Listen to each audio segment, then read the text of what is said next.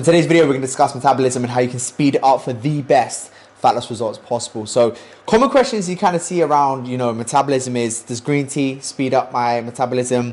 Does having more muscle speed up my metabolism? Does drinking water help me with my metabolism? We're going to answer all of those questions, so make sure you follow along, take some notes to speed up your results. So firstly, I think it's important to discuss what metabolism is, right? And in the fitness industry, what we also refer to as metabolism is your metabolic rate, which is how many calories you burn throughout the day, right? And a large proportion of this comes from BMR, which is the calories you burn at complete rest. So when you optimize your metabolism, you can optimize BMR, which is 60% of your daily calories burnt. So this is what we're going to go through today. Now, your metabolism will depend on 101 different things. Everyone's metabolism speed and metabolic rate is completely different. It can come down to your height, your weight, your activity levels, the amount of muscle tissue you have, how much you sleep, your body fat percentage, so many more things come into play, your, training program, your nutrition protocols, and genetics and so forth. So these are going to be the ways that you can actually optimize this to speed up the process and things that you need to consider. Okay, so the first kind of, common question about green tea, bullshit. Saunas and ice baths, bullshit, won't speed up your metabolism. What people kind of look at from this perspective is they think you burn more calories 10 minutes in a sauna or 10 minutes in an ice bath than you do 10 minutes in a room. This is me at room temperature, right? And although you do, the difference is massive. 10 or so minutes in a sauna is like 3 calories, and the difference in an ice bath is about 10. So the difference is so minimal that if you want to put yourself through all of that frustration just purely to burn more calories, you're wasting your time. There is other benefits to it, but not from a metabolic rate perspective, right? The juice isn't worth the squeeze, right? So that's a big consideration to make. When it comes to having more muscle mass, now this most definitely does have a huge effect on how many calories you burn throughout the day. So for every 1 pound of body fat you have, you burn about 2 calories a day. And for every 1 pound of muscle tissue you have, you burn about 6 calories a day.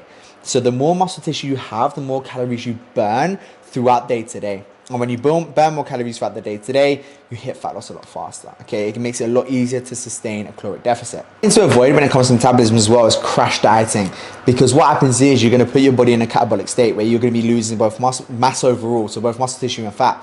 So when you're losing fat, great, this is part of your goal, but you're going to be losing a lot of muscle, which is bad for 2 reasons. Number one, your metabolic rate comes down, so you burn less calories throughout the day. But number 2, when you drop a load of body fat and you go right, I'm buzzing my body fat, I feel like I've got no curves and no shapes anymore because I've lost all my muscle. Then you need to reverse, go back in the other direction, and then you put on all the body fat again and you're back at square one. So that's a huge consideration to make as well. So here's the ways you can boost your metabolic rate and the best practices to hit fat loss even faster. Number 1, from a nutrition perspective, you want to be in a caloric deficit, but aiming for 0.5 to 1% of body fat a week. If you're going too far beyond, you're going to lose a lot of muscle. Too far below, you're probably not making progress fast enough, and you can probably speed it up, right? That's number 1. Number 2 is going to be super active. The more active you are, the more calories you're going to burn through NEAT, which is non-exercise activity thermogenesis, which is a fancy way of saying just going for steps or scratching your head, right? Then make sure that your protein's in a good place for 2 reasons. Number 1, from a fat loss perspective, it's got a high thermic effect. 20 to 30% of the calories you burn comes from digestion. You turning your protein into a turd, right? You burn 20 to 30% of those calories. And number 2 is you're going to retain your muscle tissue. When you retain your muscle tissue, you got a higher percentage of metabolic rate, which means you burn calories a lot more throughout the day. And it's not even to mention the fact that you're going to recover faster and therefore work harder in your workouts. Your workouts on average tends to be 5 to 10% of your daily calories burnt. But if you can really maximize that, you can maximize your muscle and calories burnt in that session. And of course, it keeps you satiated, so you don't feel as hungry when you're in a dieting phase. Okay, the next one is sleep, making sure your energy is in a good place, your stress is controlled and managed. You're tracking your progress. If you track your progress, you can notice trends. Times where you make the most progress and times when you're losing progress, then you know where to pivot and where to make better results. So they're the big considerations when it comes to metabolism. It's what you need to know, it's what you need to understand, and it's how you can hit the accelerator even faster with it. If you enjoyed this video, make sure you hit subscribe and stay tuned, so we have loads more videos coming out to help you with your fat loss goals without the fluff and bullshit.